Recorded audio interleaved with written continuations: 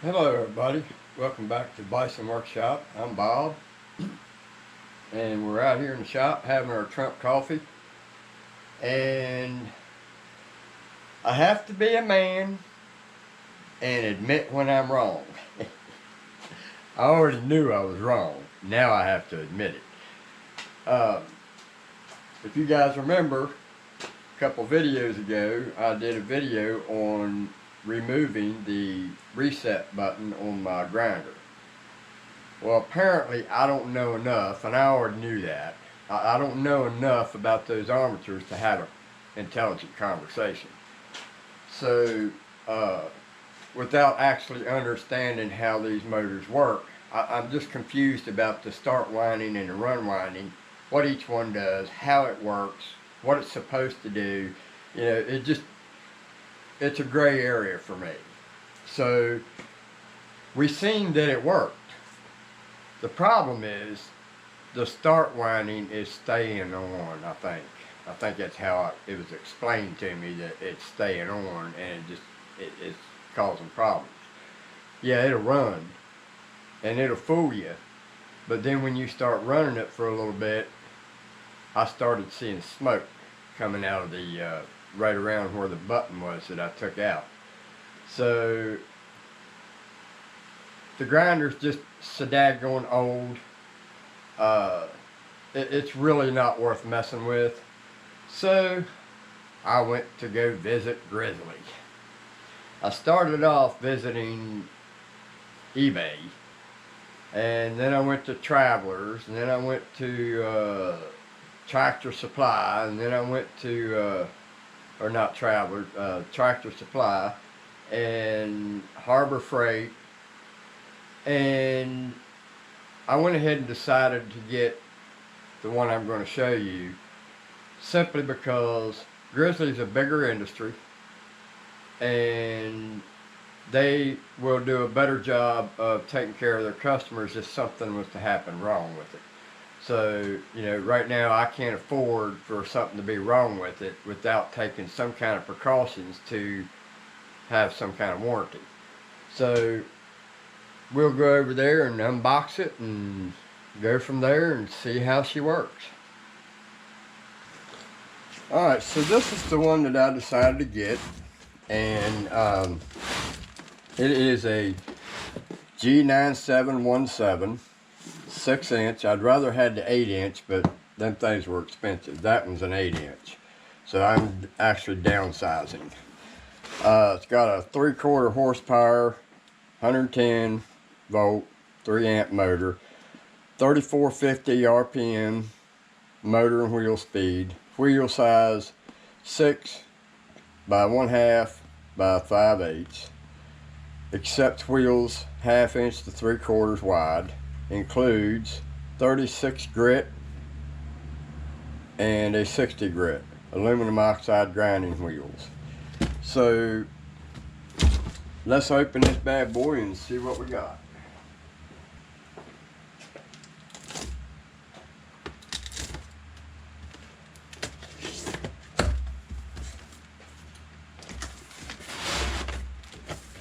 Alright, we have the dummy papers.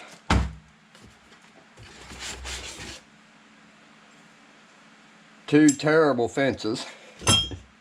We already knew that was going to be the case. Alright, so let me dump this out.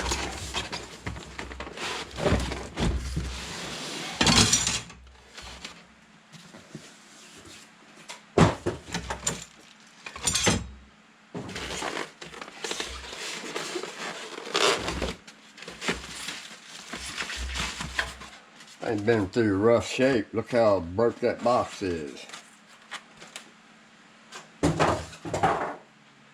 I hope she's alright, because this is one of my most important tools, is the grinder. Without it, I'd just soon not even work in the shop, to be honest with you. That and my bandsaw and my lathe and my mill. Should I go on? And another reason I got this one is because it matches my mill. and my bandsaw. If I didn't know any better, I'd swear that bandsaw was a Grizzly, but it's not. It's a Harbor Freight. Alright, so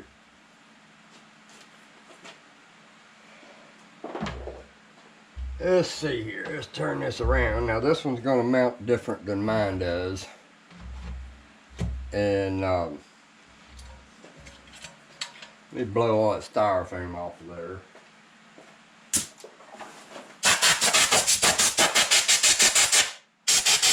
Damn, look at all the dirt that came out of that. Still coming out. This must have been sitting on a shelf for a while.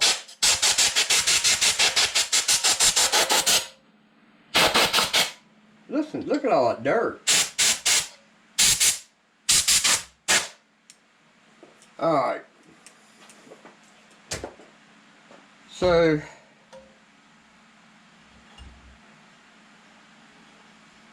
this one is the 60 grit, or 30 grit, 36 grit, and this one here is the 60 grit.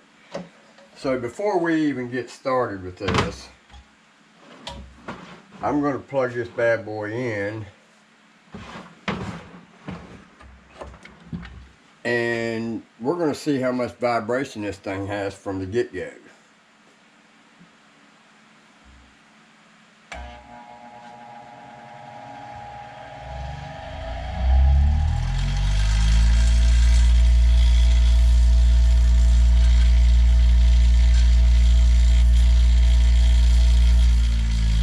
A lot quieter than my old one was.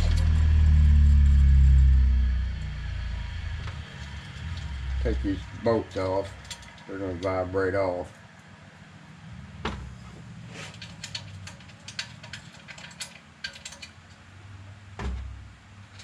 So then, in preparation of getting this, I've had plenty of, from my past experiences, I've had plenty of these grinding wheels that would be out of balance right out of the box.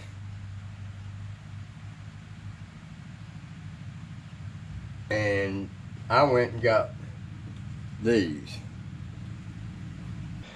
So I went and got these diamond dressers. And we're going to use these to dress up our wheels. But before we can do that, we got to replace these. So that's going to be a different video. This is just an unboxing. So I'm going to eventually build a table on here that goes across from, well, just this one. I want the wire wheel on this one because the first thing I got to do is take this shield off. My wire wheel goes on this side, and then this one here will go over here on this one. And then the buffing wheel will stay there. So we'll have 4 different things. We'll have the buffing wheel, we'll have a, let's see, we'll have a 60 grit on this one, we'll have a 36 grit on this one, and a 60 grit on this one, and then the wire wheel will be on here. So I have all 4 of them taken care of. So, but these brackets that they send you, and this is all of them, it's not just Grizzly, they're all cheap. You know, I hope this one will last as long as that one will, or did. I highly doubt it. I don't think anything will ever measure up to the old stuff. This old stuff was powerful stuff. So, and it was built well. I mean, you could see the difference between them. You could tell the difference in how cheap this one is compared to this one. What would be great is if that one was working. I missed that one already. I'd like to have it redone. I don't really want to get rid of it. I'd like to find somebody who would be willing to rebuild that for me, new armor or new windings and new brake, and put it back original. I don't know anybody that does that, nor would I be able to afford it. So it was cheaper for me to just go ahead and buy a new one. This one here cost me I think it was $49 or $59, and this was from Grizzly. I would have expected it to be a little bit more because it was Grizzly, and everybody big usually tries to charge more than it's worth.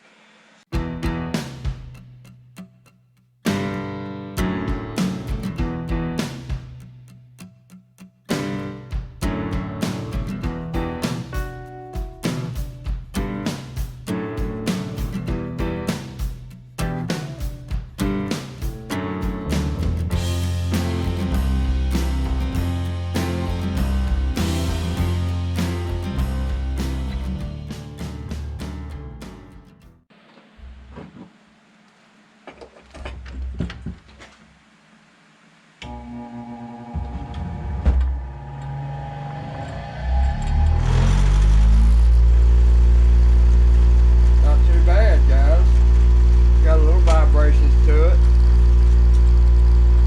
but once we dress them wheels, we should be okay.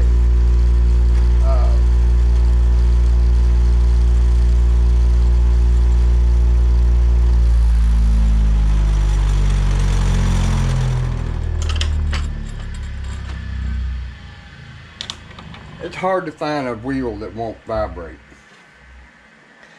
But anyway, there's the new grinder for the shop. And look here, I just seen this. Let me put you down here and show you this. Watch that wheel. You reckon that might be a problem? Let's check this side. That one's straighter. This one is running crooked.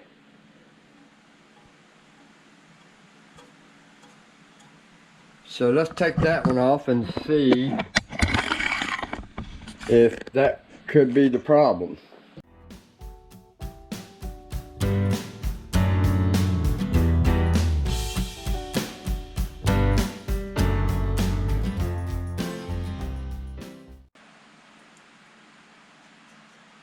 And even that panel there is crooked. I think this thing's been beat. Look how far this is sticking out compared to this, how close it is to the wheel. So we got this is crooked and this is crooked.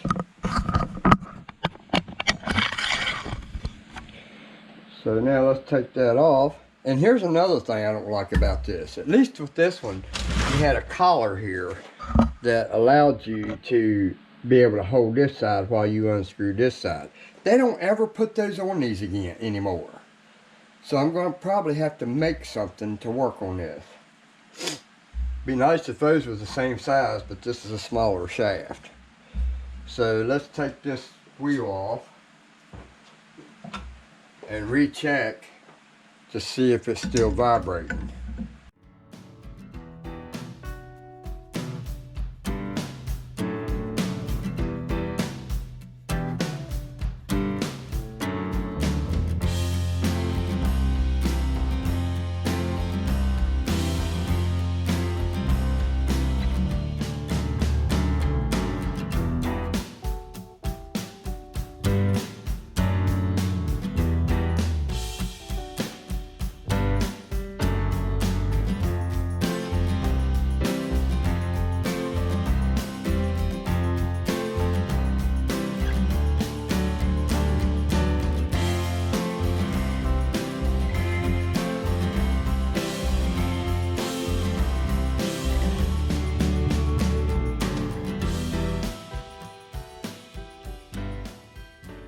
I'm gonna have to put a flat spot or something on that.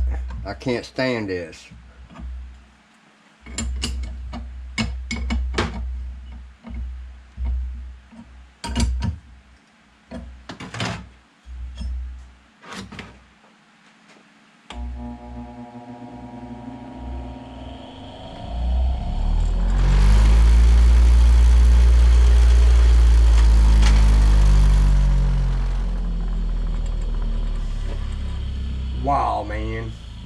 So let's spin that. Look how crooked that is. I'll just put one of my vice jaws I made up against that.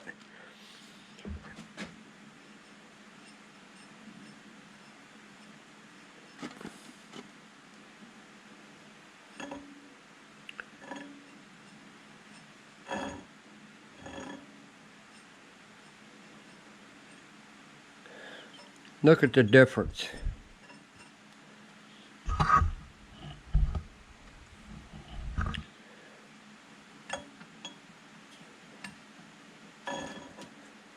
I don't think the shaft is bent,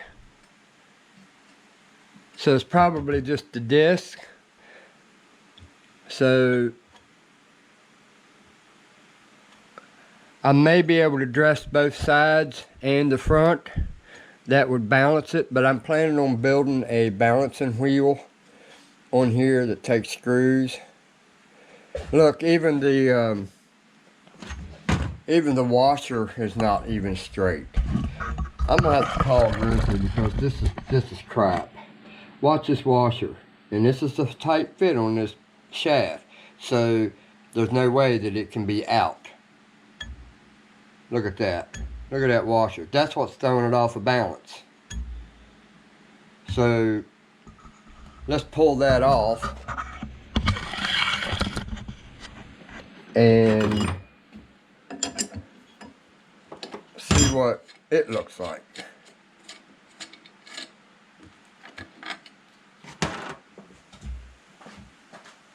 Well, it actually doesn't fit on that shaft very good.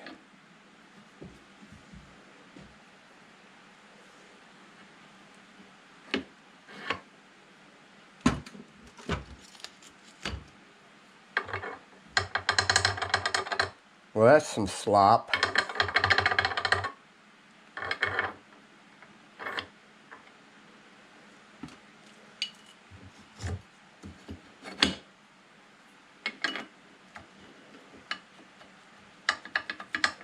Yeah, that's some sloppy stuff right there.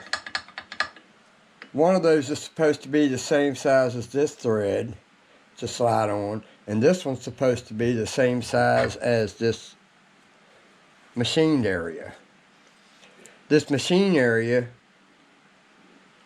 is not going far enough out to hit that, so this has to be made the size of this. So when I make my new washer, we're going to make a new washer, it's going to fit this. So we got a little work to do on this, and there'll probably be some videos on this. But right now, I just wanted to show the unboxing. But we're going to have to make us a collar to go in here that I can put a wrench on there. So I can just take a wrench in there and put it on there and tighten one of them up. And not, because when you tighten this one up, if you do it in the way that you naturally would do it, this one would come loose. So you sit there back and forth loosening them up and tightening them. So we need to put a collar on here that is a hex head. And now that I've got my dividing heads fixed up, guys, I can do hex heads, and I'll show you how I did that. I just did it over here. I just did the hex on that to make that shaft for the mill, and a socket, and press that sleeve or a 1/4 inch piece of stock on there, so that will be what slides this back and forth. So we'll see. Might have to make that a little smaller to get it below this. It is below it, but not by much. So we'll have to figure out a different way of making this work, but we'll do that. That's another video. I'm just showing that hex head that I made. So I can just put a collar in here just like that one right there.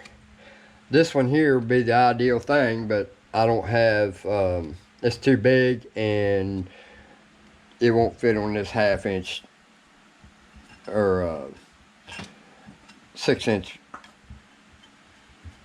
grinder. Now you can see them washers are straight there. They're turning true. That's because they're fit for this shaft. These two are not. So anytime you have weight coming out one side more than the other side, you're gonna have, you just throwed it off balance. So anyway, this has gotten too long. We're working on the mill. I've got a lot going on here.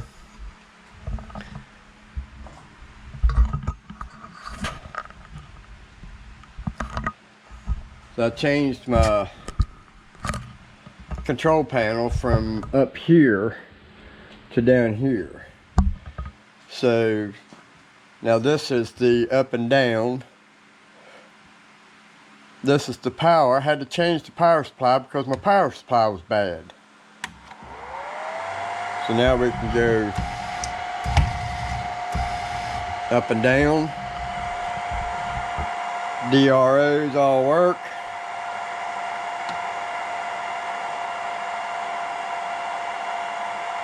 Z, Y, and X.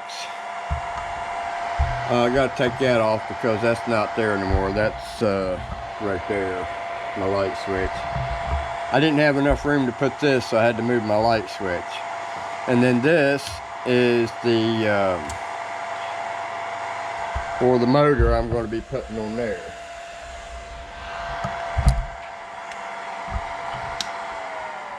So the only thing I got left to do is this switch, which is the forward reverse. So we're going to put that there. But anyway, that's the new grinder for the Bison Workshop. Don't forget to like, share, comment, subscribe. You guys have a good one. Later.